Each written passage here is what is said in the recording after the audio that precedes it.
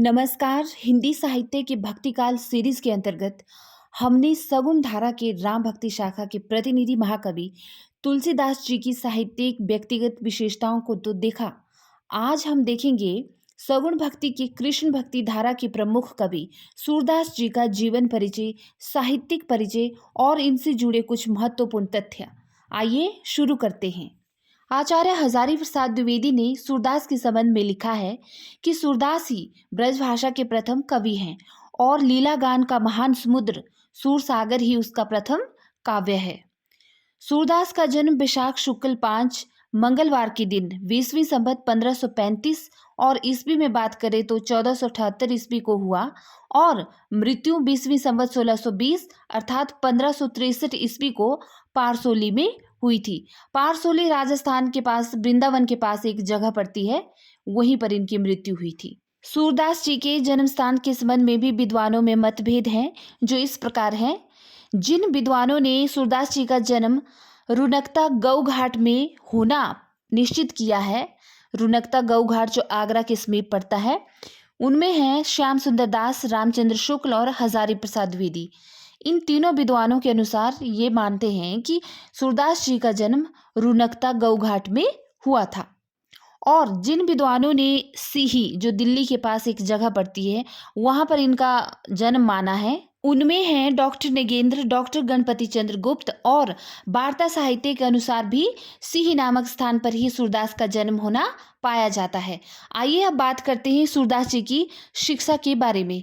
सूरदास जी की शिक्षा के संबंध में मथुरा आने के बाद सूरदास जी की मुलाकात अपने गुरु आचार्य बल्लभाचार्य से होती है, जिनके पास रहकर सूरदास जी ने कृष्ण भक्ति, साहित्य, वेद आदि की शिक्षाएं ली। अपनी शिक्षा समाप्त होने के बाद सूरदास जी पूरी तरह से कृष्ण भक्ति में लीन रहने लगे थे। आपको यह जानकर आश्चर्य होगा कि सूरदास के गुरु बल्लभाचार्य और सूरदास की आयु के बीच सिर्फ 10 दिन का ही अंतर था। सूरदास जी अपनी कृष्ण भक्ति में लीन रहते हुए भी बहुत सी रचनाएं, जिनमें से सूरसागर, साहित्य लहरी विश्व प्रसिद्ध हैं, यह सभी रचनाएं सूरदास जी ने मथुरा में ब्रज भाषा में ही की थी।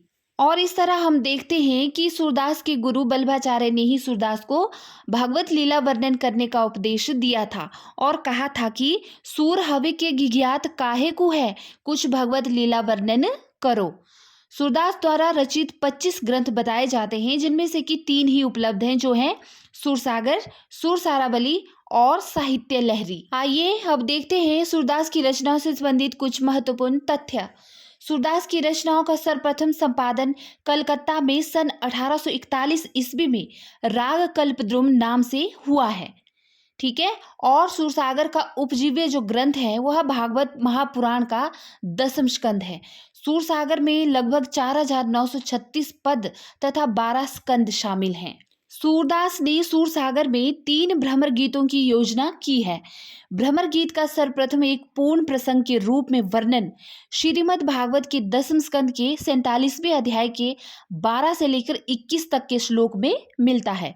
हिंदी साहित्य में भ्रमर गीत काव्य परंपरा का प्रवर्तन सूरदास ने किया है। यहीं से प्रश्न बनते हैं कि देखिए किस तरह से कि हिंदी साहित्य में सर्वप्रथम भ्रमर गीत काव्य परंपरा का प्रवर्तन किसने किया था, तो उत्तर होगा सूरदास ने। आइए अब बात करते हैं सूरसागर के बारे में। जैसे कि हम जानते हैं कि सूरसागर सूरदास की सबसे प्रचलित रचना है और इतिहासकारों के अनुसार सूरसागर में लगभग 1 लाख से अधिक पद व छंद संग्रहित थे, परंतु अब इस सूरसागर रचना में केवल 7 से 8 हजार पद ही सुरक्षित बच पाए हैं। सूरसागर में कुल 12 अध्याय मिलते हैं और सूरसागर का जो 10वां अध्याय है बहुत ही विस्तारित और बड़ा है। सूरसागर को सूरदास जी ने ब्रजभाषा में लिखा है और इस ग्रंथ की प्रतिलिपियां राजस्थान के नाथ द्वारा के सरस्वती भंडार में सुरक्षित रखी गई हैं। आइए अब बात करते हैं सूरसारावली के बारे में।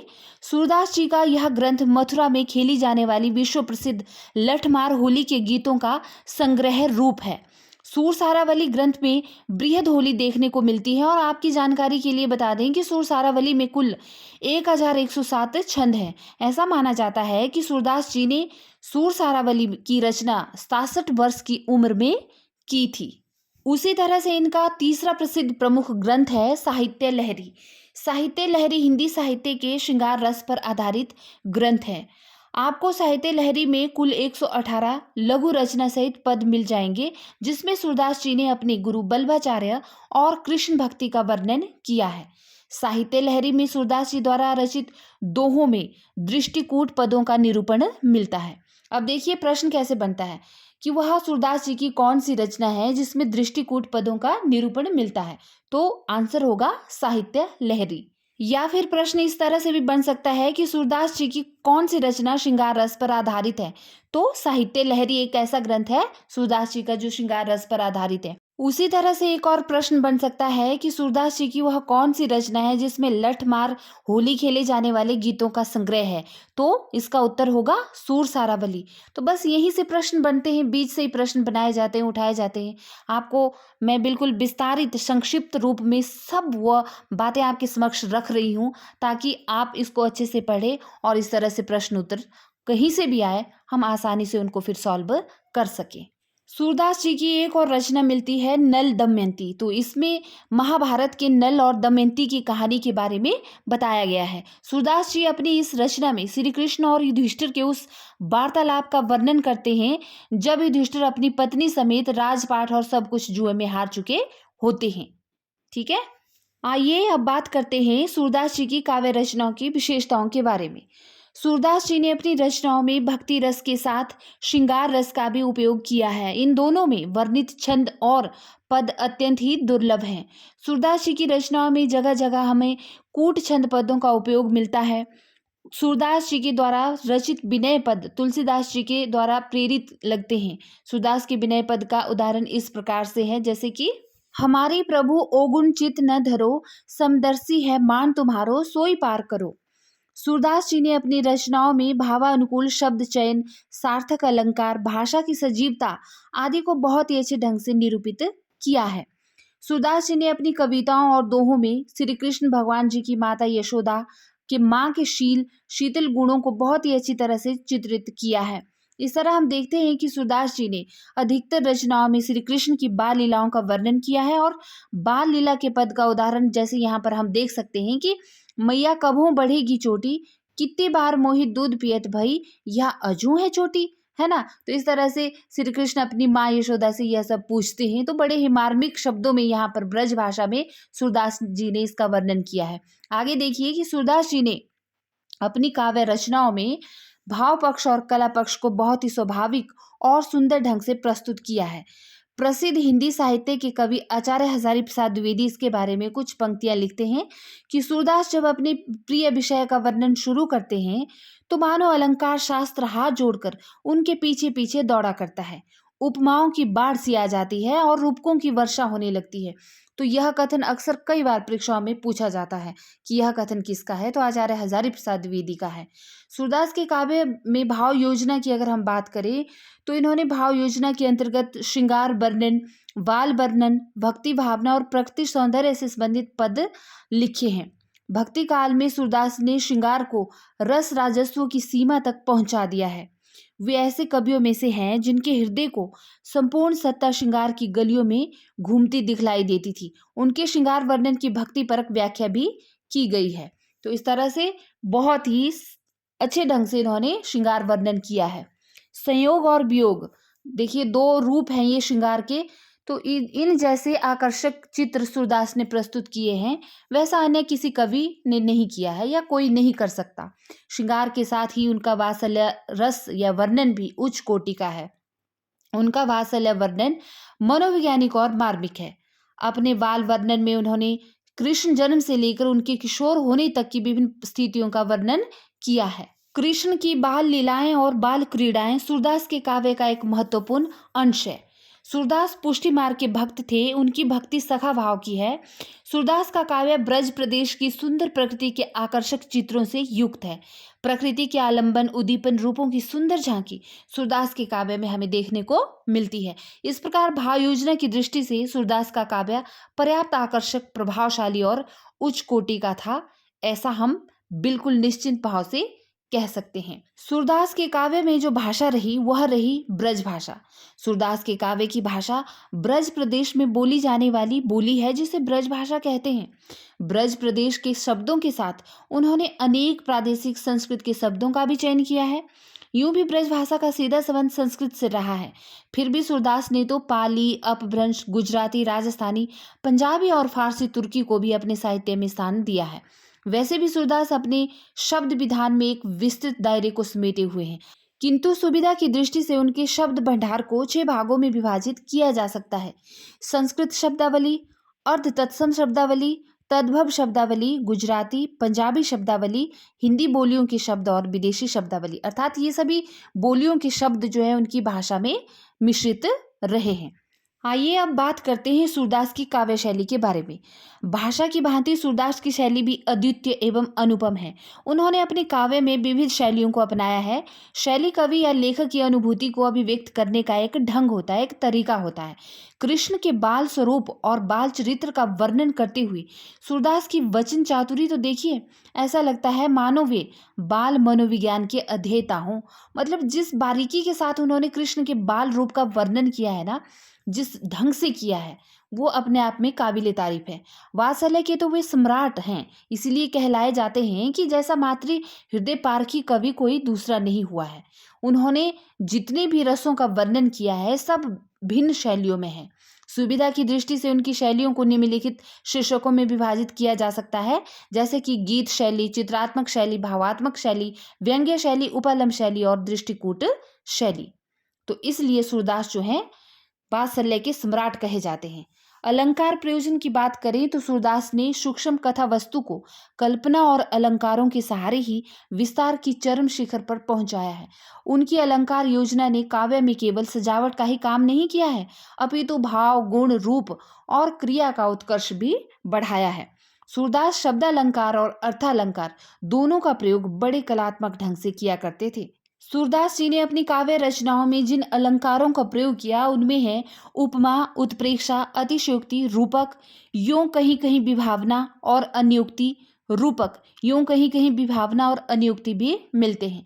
सूरदास के काव्य में आए हुए अलंकार उनकी उद्भावनाओं के उद्गार हैं, ऊपर से थोपी हुई कोई वस्तु नहीं।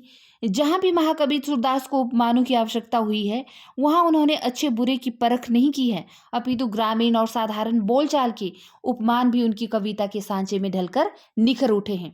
अगर हम बात करें भ्रमर गीत प्रसंग की तो सबसे पहले देखेंगे इसके अर्थ को। भ्रमर गीत का अर्थ है भ्रमर को संबोधित करके लिखे गए गीत। भ्रमर रसपाई और मधुपाई जीव होता है। जब उद्धव गोपियों को योग की शिक्षा देते हैं तब गोपियां उनसे रुष्ट हो जाती हैं। स्पष्ट है कि यदि योग या अध्यात्म का सार है तो कृष्ण ने उन्हें प्रेम रस का मधु क्यों चखाया। लेकिन हिंदू धर्म एक महान धर्म है, इसमें सभी प्रकार की मनोवृत्तियों वाले लोगों के लिए अध्यात्म का पथ खुला है। जो ललित मति एवं भावुक लोग होते हैं उनके लिए मधुरा भक्ति का पथ है। ठीक है, तभी एक भ्रमर मधु के लोभ से गोपियों के मुख कमल के चारों ओर चक्कर काटने लगता है और गोपियों को उद्धव के उपालम देने का माध्यम प्राप्त हो जाता है। वे उस भ्रमर को कृष्ण का प्रतीक बना डालती हैं और भ्रमर के ब्याज से उद्धव को एवं उद्धव के छल से कृष्ण को उलाहने देती हैं, ताने मारती हैं, है ना। तो आपने देखा होगा जब उद्धव और गोपियों का संवाद होता है। ठीक है, अब देखेंगे हम भ्रमर गीत का क्या तात्पर्य है। भ्रमर गीत से तात्पर्य कृष्ण भक्त कवियों द्वारा लिखित एक विशिष्ट परंपरा के गीतों से है जो भ्रमर को संबोधित करके लिखे जाते रहे हैं। इन पदों में मधुपाई भ्रमर को कृष्ण का प्रतीक बताया गया है। जहां तक भ्रमर गीत के प्रयोजन का प्रश्न है वह निर्गुण ज्ञान पर सगुण भक्ति की विजय पताका का फहराना है। इसके साथ ही भ्रमर गीत का लक्ष्य निरस्ता का निषेध करके सरसता का प्रतिपादन करना भी रहा है। भ्रमर गीत में उद्धव निर्गुण ब्रह्म के उपासक बनकर आए हैं। वे ज्ञान तथा योग की प्रक्रिया के समर्थक हैं और कृष्ण का संदेश लेकर गोपियों के पास जाते हैं। उद्धव के ज्ञान योग के तर्क गोपियों की भावानुभूति के समक्ष व्यर्थ प्रमाणित हो जाते हैं और अंत में उद्धव गोपियों के भावावेश में बहकर स्वयं ही भक्ति मार्ग का चयन कर लेते हैं। ठीक है, तो बड़े ही मार्मिक ढंग से जो है भ्रमर गीत में उद्धव और गोपियों का संवाद दिखाया गया है। अक्सर हमने यह पढ़ा है। आइए अब समझते हैं भ्रमर गीत के दार्शनिक प्रतिपाद्य अर्थात उद्देश्य को। भ्रमर गीत का दार्शनिक प्रतिपाद्य उपनिषदों एवं गीता में दिए गए रहस्यात्मक उपदेशों का प्रतिपादन करना है। गोपियां वास्तव में आत्माएं हैं जो उन्मुक्त भाव से परम पुरुष परमात्मा श्री कृष्ण में समाहित होना चाहती हैं। वह परम मिलन की स्थिति है जिसकी उन्हें आकांक्षा है। वहां मिलन के बीच एक गलहार का व्यवधान भी सहन नहीं होता है। तो वस्त्रों की तो बात ही क्या है। उद्देश्य होता है आत्मा एवं परमात्मा के मिलन से संभूत उस ब्रह्मानंद जिसके साधक अपने सच्चिदानंद स्वरूप आत्मा एवं परमात्मा के संयोग की अनुभूति में डूब जाता है और अमर हो जाता है। सांसारिक सुख उसके लिए तुच्छ हो जाते हैं। तो इस तरह से भ्रमर गीत का उद्देश्य है कि उद्धव जब मथुरा में थे तो उन्हें अपने ज्ञान पर बड़ा गर्व था। थोड़े बहुत पहुंचे हुए भी थे। तो कृष्ण ने उनके ज्ञान के गर्व को खंडित करने के लिए उनसे कहा कि वे अपने महान ज्ञान का उपदेश गोपियों को दें। गोपियां यदि मधुर भक्ति को छोड़कर योग एवं ज्ञान का पथ ग्रहण कर लेंगी तो उद्धव के पथ की सार्थकता भी सिद्ध हो जाएगी। तो यही सोचकर उद्धव को गोपियों के पास वे भेजते हैं और उन्हें श्री कृष्ण ने ही भेजा होता है ना। फिर क्या होता है, गोपियों के लिए वे सम्मान का पात्र बन जाते हैं कि श्री कृष्ण ने भेजा है। लेकिन जब गोपियां उनके उपदेशों को सुनती हैं तो उन्हें लताड़ने लगती हैं और चिढ़ाने लगती हैं। किसको? उद्धव को। तो वे क्या करती हैं, वे देखती हैं कि एक भौरा जो है फूलों पर बहुत ही मंडरा रहा है, मधुलुब्ध होकर मंडरा रहा है। उन्हें अचानक क्या सूझता है कि वे उस भ्रमर को संबोधित करके उद्धव को कोसने लगती हैं और अनेक प्रकार से उलाहनाएं देती हैं। उद्धव के अहंकार का मर्दन करती हैं और उसे रसमयी मधुर भक्ति की दिशा में प्रेरित करने लगती हैं। भ्रमर गीत का उद्देश्य गोपी भाव की भक्ति की सार्थकता को स्पष्ट करना है। भ्रमर गीत विषय की एक लंबी परंपरा का अनुशीलन करने पर यह तथ्य स्पष्ट होता है कि सूरदास का भ्रमर गीत इस परंपरा का प्रथम रत्न होते हुए भी सबसे मार्मिक, भव्य और मूल्यवान है। यह कई दृष्टियों से कालजयी रचना है। एक तो इसमें पाठकों की संवेदना को समृद्ध करने की अद्भुत क्षमता है। गोपियां केवल अपनी वाक चातुरी या व्यंग्य कथन के लिए विशिष्ट नहीं है, बल्कि उनका अनन्य समर्पण भी मर्मस्पर्शी है। प्रोफेसर विशंभर मानव ने सही लिखा है कि गोपियां प्रेम करने के लिए विवश हैं। तो इस तरह से हम कह सकते हैं कि भ्रमर गीत परंपरा में सूरदास का स्थान बहुत ही ऊंचा है। प्रेम के अतिरिक्त वे कुछ और कर ही नहीं सकती। उनके एक एक शब्द से उनके हृदय की गंभीर आस्था का पता चलता है। यह विवशता और यह आस्था जैसे हमारे हृदयों को छू लेती हैं। लेकिन सूरदास का भ्रमर गीत केवल आदर नहीं करता, उसका सबल और तार्किक वैचारिक पक्ष भी है और अपने समय समाज की चुनौतियों को स्वीकारने का साहस भी ध्यान आकर्षित करता है। इस भ्रमर गीत के अनेक निहितार्थ हैं।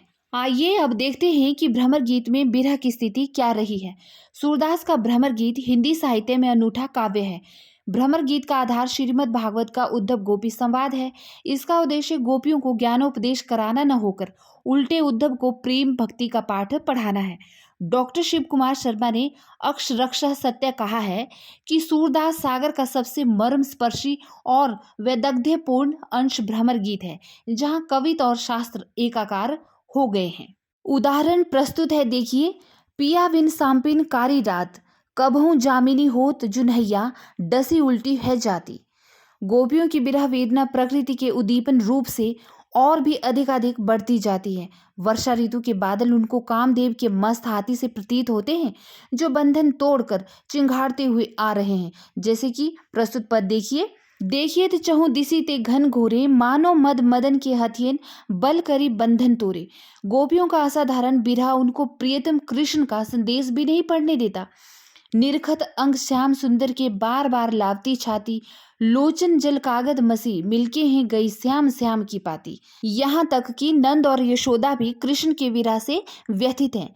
छाड़ी स्नेह चले मथुरा, कत दौरी न चीर गयो, फटी न गई वज्र की छाती, कत यह सूल सह्यो।